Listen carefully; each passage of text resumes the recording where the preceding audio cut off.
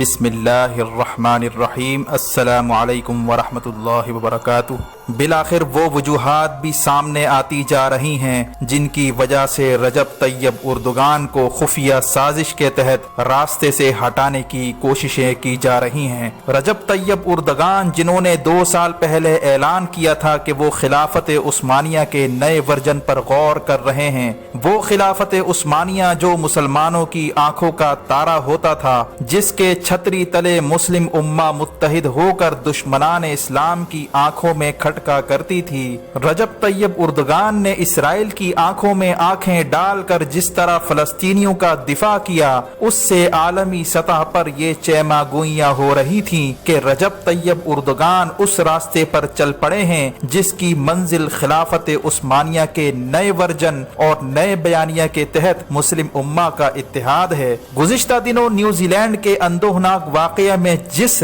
Rifle کا استعمال کیا گیا تھا، اس پر ترکی کے خلاف کچھ کوڈ ورڈ میں اسکرپٹ لکھا گیا تھا۔ وہ کون سا اسکرپٹ ہے جسے ڈی کوڈ کر کے رجب طیب اردگان نے اس سازش کا پتہ لگا لیا تھا جس کے بعد رجب طیب اردگان کو راستے سے ہٹانے کی کوششیں کی جا رہی ہیں۔ مزید ڈسکس کرنے سے پہلے ہمارے چینل کو سبسکرائب کریں اور بیل آئیکن پر کلک کریں تاکہ ہر آنے والی ویڈیو کا نوٹیفیکیشن آپ کو بر وقت مل سکے۔ ناظرین کرام، آپ کو یاد ہوگا کہ چند دن پہلے نیوزی لینڈ میں کئی مسلمانوں کو مسجد میں درندہ صفت انسان نے شہید کر دیا تھا، جس کے بعد پوری دنیا میں ہاہاکار مچا ہوا تھا۔ لیکن جہاں پوری دنیا سے تعزیتی کلمات ادا کیے جا رہے تھے، وہیں عالم اسلام کی 2 شخصیتوں رجب طیب اردگان اور عمران خان نے کہا تھا کہ یہ واقعہ کوئی معمولی واقعہ نہیں ہے، بلکہ اس کے پیچھے منظم پلاننگ اور منصوبہ بندی اور اسلامو فوبیا کے تحت کی جانے والی کارروائی کا شاخسانہ ہے۔ لیکن رجب طیب اردگان نے ایک بات جو کی تھی وہ سب سے اہم تھی، وہ یہ تھی کہ رجب طیب اردگان نے ترکی میں الیکشن کیمپین کے دوران مغربی ممالک کو یہ دھمکی دی تھی کہ اگر صلیبی جنگ چھیڑنے کی کوشش کی گئی تو سب سے پہلے تمہارے راستے میں ترکی آئے گا، تم کو سب سے پہلے ترکی کا سامنا ہوگا، تم لوگ یورپ کی حدود سے زندہ باہر نہیں جا سکو گے، تمہیں ہماری لاشوں سے گزرنا ہوگا۔ اسی طرح رجب طیب اردگان نے کہا کہ کسی نے ترکی آ کر مسلمانوں پر حملہ کرنے کی کوشش کی تو زندہ واپس نہیں جائے گا، اور یہ بھی کہا تھا کہ 1 صدی پہلے ترکی پر حملہ آور اتحادی ناکام ہوئے تھے۔ آخر 1 صدی پہلے ایسا کیا ہوا تھا جس کے متعلق رجب طیب اردگان بات کر رہے ہیں؟ ناظرین کرام، تاریخ کے طالب علم اس بات سے بخوبی واقف ہیں کہ 1 صدی پہلے ترکی کی خلافت عثمانیہ پر صلیبی طاقتوں کی جانب سے حملہ کیا گیا تھا جس کو پسپا کر دیا گیا۔ اسی کی جانب رجب طیب اردگان اشارہ کر رہے ہیں کہ جیسے تمہیں پہلے شکست ہوئی تھی ویسی ہی شکست کے لیے اب تم تیار ہو جاؤ۔ اسی طرح ترکی میں جلسے سے خطاب کرتے ہوئے ترک صدر نے کہا تھا کہ جیسے تمہارے باپ دادا زندہ آئے تھے لیکن وہ واپس تابوت میں گئے، آج بھی کوئی جارحیت ہوئی تو تاریخ اپنے آپ کو دہرائے گی۔ ہم نے چوڑیاں نہیں پہن رکھی، ایسا سبق سکھائیں گے جو عمر بھر یاد رکھا جائے گا۔ یہ دھمکی بظاہر اتنی سنگین ترین دھمکی تھی جس پر صلیبی طاقتوں کو سانپ سونگھ گیا تھا اور اہل کفر کی صفوں میں تلاطم برپا ہو چکا تھا کہ آخر رجب طیب اردگان وقت سے پہلے وہ سازش سمجھ چکا تھا جو آنے والے دنوں میں صلیبی طاقتوں نے مسلمانوں کے خلاف تیار کر رکھی تھی۔ رجب طیب اردگان نے یہ بھی کہا کہ ہمیں معلوم ہے کہ صلیبی طاقتیں مسلمانوں کو ختم کرنے کے لیے عالمی جنگ کی منصوبہ بندی کر رہی ہیں اور ہم اس سے باخبر ہیں، اور پھر اگلے جملے میں یہ بھی ذکر کیا کہ ہم خلافت عثمانیہ کے نئے دور میں داخل ہونے والے ہیں۔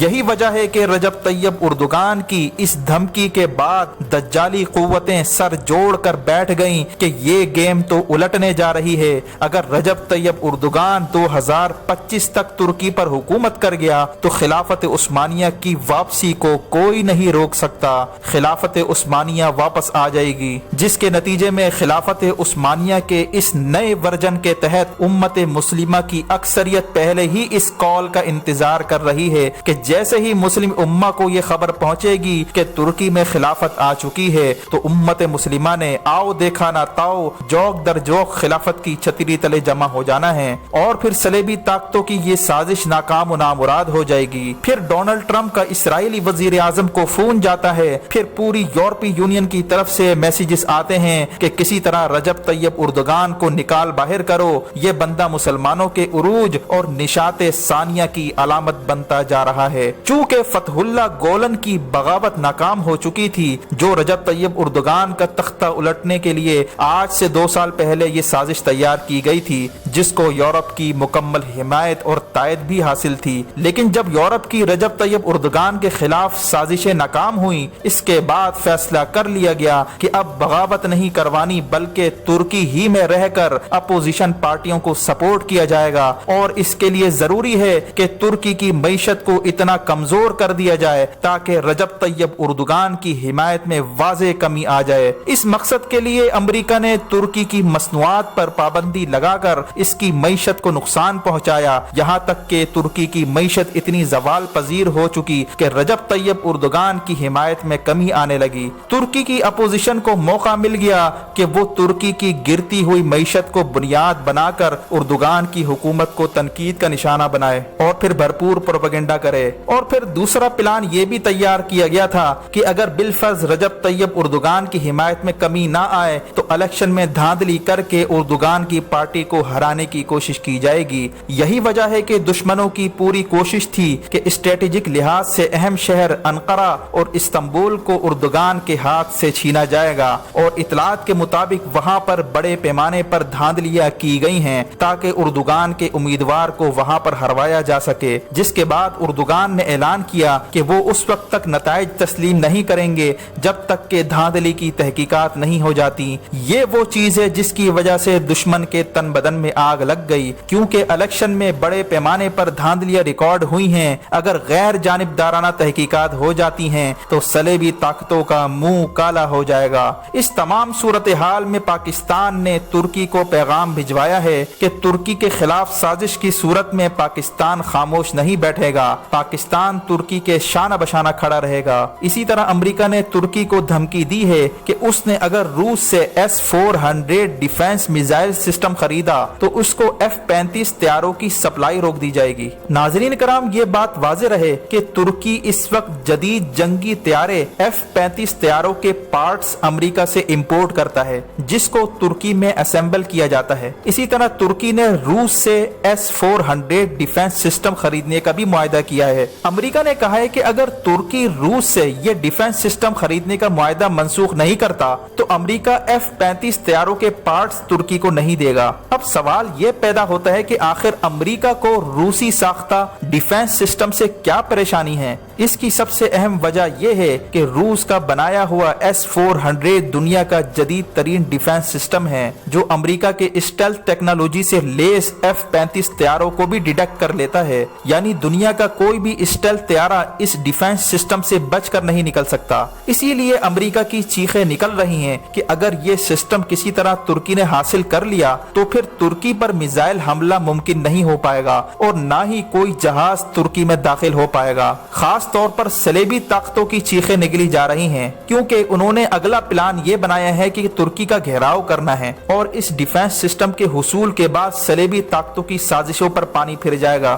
اسی طرح پاکستان کے سابق سفیر اور اسٹریٹجک امور کے ماہر آصف درانی نے یہ بیان دیا ہے کہ پاکستان JF-17 کو اپ گریڈ کر رہا ہے، جسے 5th جنریشن یا پھر بلاک 3 کہا جاتا ہے، اور یہ بلاک 3 والا فائٹر جہاز امریکی F-16 طیارے کو بھی پیچھے पीछे छोड़ जाता है। भारत जितने भी रफाइल जहाज खरीद ले, लेकिन बात वही है कि 50% जहाज का कमाल होता है और 50% जहाज उड़ाने वाले का कमाल होता है। अगर पायलट ही नकारा और निकम्मा हो तो जहाज जितना भी जदीद हो तो कोई फायदा नहीं होता। JF-17 ब्लॉक 3 की तैयारी के बाद तुर्की की ख्वाहिश है कि वो ये तैयारे पाकिस्तान से खरीदे ताकि अमरीका पर इन्हिसार खत्म हो जाए, और यही वो चीज है जो अमरीका को खटक रही है। पाकिस्तानी JF-17 ब्लॉक 3 के बाद पाकिस्तानी दिफाई मसनूआत की न सिर्फ इजारादारी होगी बल्कि उम्मत मुस्लिमा को अपनी दिफाई जरूरियात के लिए मगरबी ममालिक पर इन्हिसार खत्म हो जाएगा। इस वक्त तुर्की और पाकिस्तान की ये ख्वाहिश है